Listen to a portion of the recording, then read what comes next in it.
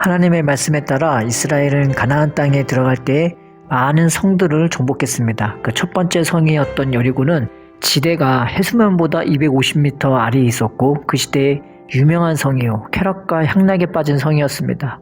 이 성은 그 구조가 이중벽으로 되어 있었는데 첫 번째 벽은 옹벽, 즉 기초석과 또 토석으로 쌓여 올려진 성벽으로 지어져 있었습니다. 기초석은 높이가 5m가 되었고요. 그 위에 쌓아 올려진 성벽은 토석으로 만들어진 것으로 그 높이가 7m요, 두께가 2m가 되었습니다. 그 외벽과 내벽의 사이는 4.2m의 오르막길이었으며 그 안쪽의 내벽은 외벽과는 같은 두께, 즉 2m고 높이가 14m가 되는 거예요.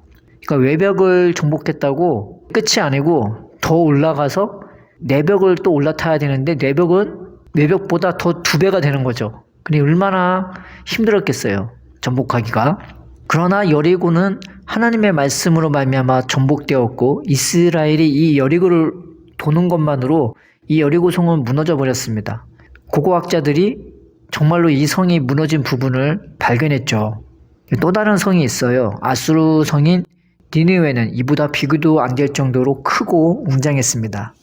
고대 세계에서 몇 세기 동안 그 폭력적이고 잔인한 전투력으로 악명을 떨친 아수르는 그 수도가 니느웨인데 티그리스 상류에 위치하고 있었습니다. 티그리스 강이 옆에 위치하고 있었고요.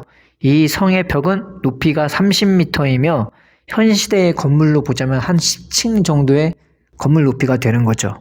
성벽의 두께는 전투용 마차, 전차가 4대가 지나갈 수 있을 정도로 두꺼웠습니다.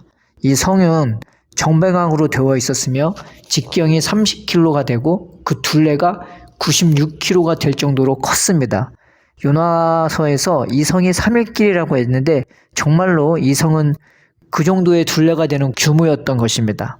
이 성벽은 한쪽 벽마다 손문이 15개요. 전체로 1500개의 탑이 있었고 성 안에는 삼시체의 사원이 있었으며 이 안의 인구는 성인 남자 기준 12만 명으로 학자들은 약 60만 명이 살고 있을 거라 추측하고 있습니다. 이 성 자체가 공략하기 불가능할 것 같은 구조로 되어 있었습니다. 근데 나훔서에서 이 니느웨의 멸망을 예언했는데 정말로 바벨론과 메대 연합국에 의해 전복되었습니다. 어떻게 전복했냐?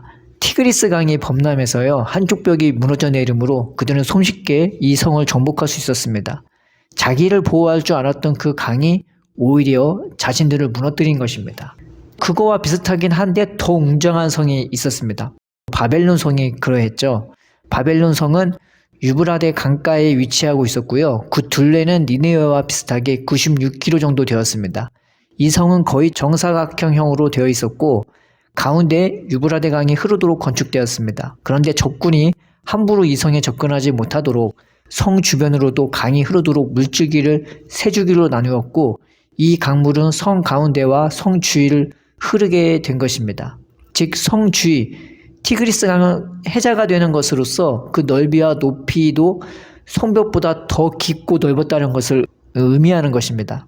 그러니 정복하기 정말 쉽지 않았죠. 그러면 그 성의 높이와 넓이는 어떻게 되냐? 성의 높이는 약 100m였으며 성벽의 두께는 30m나 되었습니다. 어마어마하죠. 니느웨의 성 높이도 어마어마한데 그 높이가 바벨론에서는 성벽 두께가 되는 것이에요. 이 성벽이 얼마나 무시무시한지, 이 성벽도 높은데 성벽 위로 또 집이 서로 마주보도록 건설되었고요. 그 집 사이로도 길이 있는데 사두마차가 지나가고도 행인이 지나다닐 수 있을 정도로 넓은 성벽이었습니다. 누구나 보면 압도할 정도의 규모를 자랑하는 성벽이었습니다. 이 성은 한쪽 벽마다 성문이 100개가 있었고 그 문은 다 청동이었으며 성 주위에 강이 흐르는데 강을 지나가려면 다리가 있었겠죠. 근데 그 다리는 성에서 내리고 올릴 수 있는 구조로 지어졌습니다. 그러니까 전쟁이 딱 나면은 다리를 다 올려버리는 거죠. 그런데 이 바벨론에 대하여 성경은 멸망을 예언하고 있죠. 에레미야에서도 이사야에서도 이 바벨론의 멸망을 예언하고 있습니다. 이 바벨론 성은 고레스에 의해 멸망했습니다. 고레스가 이 성을 정복하려다가 유브라데 강가에 자신의 애마 중인 하나가 그 백마가 빠져 죽었는데요. 이 고레스가 분노하면서 이 강이 여인들이 무릎을 적시지 않고도 건너가게 할 정도로 낮게 만들겠다 맹세합니다. 그리고 이 유브라데 강줄기를 성의 양쪽에서 군사들을 동원해 180개의 강줄기로 나누어 버림이죠. 그리고 성 중앙으로 들어가는 강줄기를 발견하게 되자 이 페르시아 군대는 그 강줄기를 타고 들어가서 바벨론 성을 정복하고야 맙니다. 왜 갑자기 성 얘기를 하냐? 잠언서에는 마음을 정복하기가 성을 정복하는 것보다 훨씬 힘들다고 말하고 있습니다. 그러나 하나님은 능치 못할 일이 없으시죠. 그래서 여호수아에서는 성을 정복하는 기사가 등장하는 것입니다. 그가 정복한 성은 31개의 성이요. 다 성벽이 있고 문이 있고 빗장이 있는 정복하기 쉽지 않은 성들이었습니다. 그런데 그만 이 성을 정복한 게 아니라 그와 마찬가지로 또 성을 정복하기에 능한 사람이 있었으니 그가 바로 다윗 왕이었습니다. 그는 정복하지 못할 지역이 없을 정도로 가는 곳마다 모든 성을 정복한 왕이었습니다. 이 여호수아와 다윗은 예수님의 표상이 되는 인물들로 이 성을 정복하는 기사들을 통해 예수님이 우리의 심령과 삶과 모임을 그 사랑과 능력으로 정복해 주실 것을 말해주는 것입니다. 무력과 공포가 아닌 온전한 사랑과 은혜로 정복해 주실 것을 보여주는 것이죠. 오늘 요한복음의 본문에서 제자들과 예수님이 등장합니다. 그 시대는 이루 말할 수 없이 힘들고 괴로우며 분노에 치를 떨던 시대였습니다. 하나님의 말씀에 따라 바벨론에서 돌아왔고 성전을 지었으나 또다시 이방에 의해 이교도의 제사가 성전에 들어오게 되었고 마카비의 반란으로 성전을 다시 깨끗하게 하고 예배를 드릴 수 있게 되었으나 이제는 로마에 의해 그들은 다시 한번 억압을 받는 신세가 되었어요. 너무나 무거운 세금을 내며 고통 가운데 살아야 했기 때문이었습니다. 그래서 그들은 메시아를 고대할 수밖에 없는 상황이었고 그런 슬픔과 괴로움과 분노와 짜증의 상태에서 만난 예수님은 이 제자들에게 또 다른 시대에 대한 큰 희망과 믿음을 선물해 주었습니다. 그러나 그 예수님이 하루아침에 십자가에 못 박혀서 죽은 것이었습니다. 지금 제자들의 상태는 너무나 무기력하고 너무나 무능하며 너무나 슬프고 절망적이며 고통에 휩싸인 상태였습니다. 이 슬픔과 절망과 고통이 어쩌면 그들을 둘러싸고 있는 여리고와 니니웨와 바벨론 성이었을 것입니다. 자기를 둘러싸고 있는 이 너무나 크고 높은 성벽과 문이었지만 그러나 사실 그것은 자신을 가둬놓고 있는 성이었던 것이죠. 그래서 그들은 그런 공포에 쌓여 자신의 진문조차 굳게 닫은 채로 꽁꽁 자신들을 숨길 수밖에 없었습니다. 그런데 예수님이 갑자기 그들이 굳게 닫은 문을 열지도 않고 그 벽을 무너뜨리고 뚫지도 않은 채로 그들 가운데 서서 나타나신 것입니다. 움직이신 것이 아닙니다. 서서 선 상태로 나타나신 것입니다. 성경은 예수님이 서서 나타난 것이 한두 번이 아니었다고 말해주고 있죠. 마리아에게 나타나실 때도 서 계신 상태로 만나주셨고 오늘 성경 본문에서도 서 계신 상태에서 나타나 주셨으며 도마에게 나타나실 때도 서서 만나주십니다. 갈릴리 바다에서 물고기 잡으러 제자들이 배 타고 나갈 때도 해변에 서서 나타나십니다. 왜 예수님은 움직이지 않고 그렇게 서서 나타나셨겠습니까? 이에 대하여 이사야서 11장 10절과 12절에 이런 말씀이 있습니다. 그날에 이새의 뿌리에서 한 싹이 나서 만민의 깃발로 설 것이요 열방이 그에게로 돌아오리니 그가 거한 곳이 영화로우리라. 그날에 주께서 다시 그의 손을 펴사 그의 남은 백성을 아수르와 애국과 바드로스와 구스와 엘람과 시날과 하맛과 바다섬들에서 돌아오게 하실 것이라. 여호와께서 열방을 향하여 깃발을 세우시고 이스라엘의 쫓긴 자들을 모으시며 땅 사방에서 유다의 흩어진 자들을 모으시리니. 깃발은 움직이도록 세우는 게 아니라 움직이지 않도록 세웁니다. 그래서 예수님은 깃발처럼 서 계신 것입니다. 예수님은 십자가에서 자신의 모든 피와 물을 쏟아주셨어요. 우리가 무엇을 한 게 아닌데 우리가 아무것도 알지 못한 상태였는데 우리를 위하여 모든 것을 쏟아주십니다. 그럼에도 불구하고 그렇게 우리를 위하여 하신 것을 자신의 영광이라 말하십니다. 우리가 영광스러운 건데 그렇게 우리를 위하여 자신의 모든 것을 쏟아부으신 것을 자신의 영광이라 말하십니다.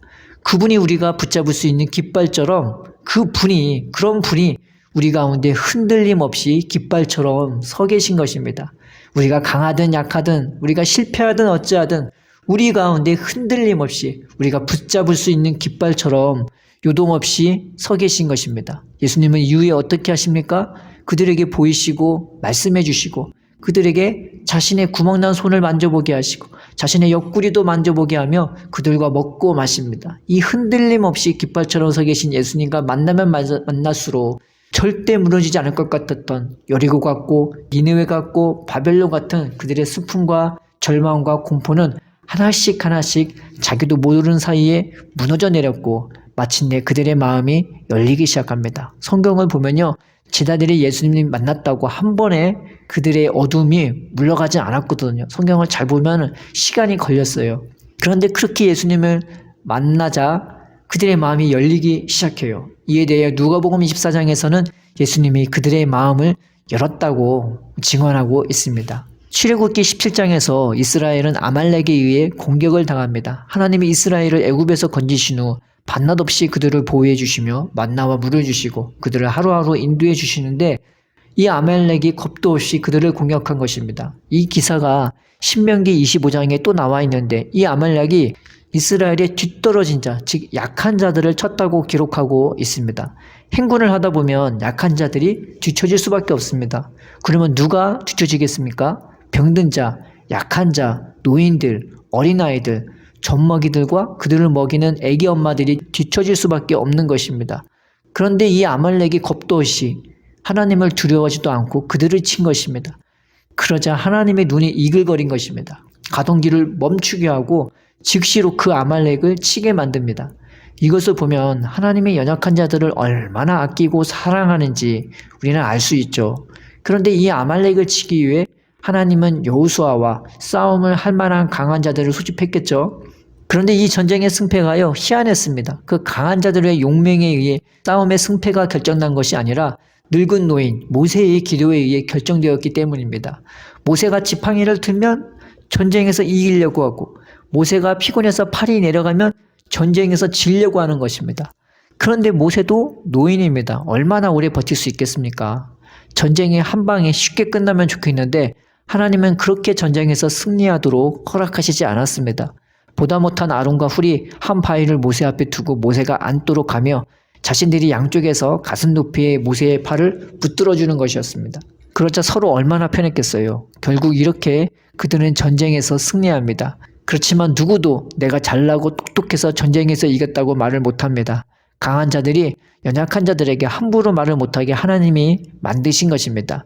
왜냐하면 이 전쟁은 자신들의 용맹으로 말미암아 이긴 것이 아니라 그저 모세가 지팡이를 들어서 이겼기 때문입니다. 그러나 모세조차 내가 지팡이를 계속 들고 있어서 너희들이 이긴 줄 알아 라고 말을 못해요. 왜냐하면 양쪽에서 아론과 훌이 붙잡아 주었기 때문입니다. 사실 모세는 양쪽에서 잡아주니 얼마나 편하게 지팡이를 들었겠습니까? 그러나 아론과 훌도 내가 모세를 붙잡아서 이 전쟁에서 승리했다고 말을 못합니다. 자기들이 한 것은 그저 가슴 높이 팔을 그저 손쉽게 붙잡아 준 것이고 전쟁은 젊은 자들이 하고 기도는 모세가 했기 때문이었습니다. 이 전쟁에서 승리한 후 모세는 제단을 쌓고 그 제단의 이름은 여호와 니시라 부릅니다. 즉 여호와는 나의 깃발이라는 뜻으로 풀어 얘기하면 여호와는 연약한 자들이 붙잡을 수 있는 깃발이라는 뜻이 되는 것입니다. 오늘 예수님이 이런 슬픔과 절망과 공포의 여리고와 니느웨와 바벨론에 갇혀버린 연약할 대로 연약해진 제자들에게 그들이 붙잡을 수 있는 깃발처럼 그들 가운데 서서 나타나 주셨습니다. 그러자 그 여리고와 니느웨와 바벨론은 무너지고 그들의 심령과 삶과 모임이 이제는 예수님이 친히 세우시는 평강의 성 예루살렘이 세워진 것입니다. 우리가 이 예수님을 의지합시다. 나의 어떠함에 의해 내 심령과 삶 가운데 서 계신 주님이 아니라 나의 어떠함에도 불구하고 설사 저 여리고와 니느웨와 바벨론 같은 슬픔과 절망과 공포에 쌓여진 나라 할지라도 내 가운데 서 계신 주님을 우리가 믿고 의지합시다. 그저 나를 사랑하시며 그저 나를 위해 우시고 애쓰시고 자신의 피와 물을 다 쏟아내시며 나에게는 평안을 주시는 그 예수님이 내 심령 가운데 나의 삶 가운데 서 계심을 우리가 믿읍시다. 그 예수님의 얼굴을 믿음으로 보고 그 예수님의 구멍난 손을 믿음으로 보고 만지며 그 예수님의 창에 찔리심으로 피와 물이 쏟아진 옆구리를 믿음으로 만져보며 넣어보며 평안할지어다 하시는 주님의 음성을 믿음으로 들읍시다. 그 얼굴과 음성과 손과 옆구리가 우리의 여리고와 니느웨와 바벨론을 무너뜨리고 우리의 심령과 삶에 참된 예루살렘을 친히 건설해 주실 것입니다. 사랑의 하나님 감사합니다. 주께서 이미 예수님을 온 천하의 깃발로 세우신 것을 우리가 믿습니다. 또 우리가 붙잡을 유일한 깃발 되심을 우리가 믿습니다. 우리가 믿음으로 우리 가운데 서 계신 주님을 보고 드리며 만지게 하옵시고 그러할 때 우리의 심령과 삶을 주께서 친히 주시는 평안으로 넘치게 채워 주옵소서. 예수님의 이름으로 기도드립니다. 아멘.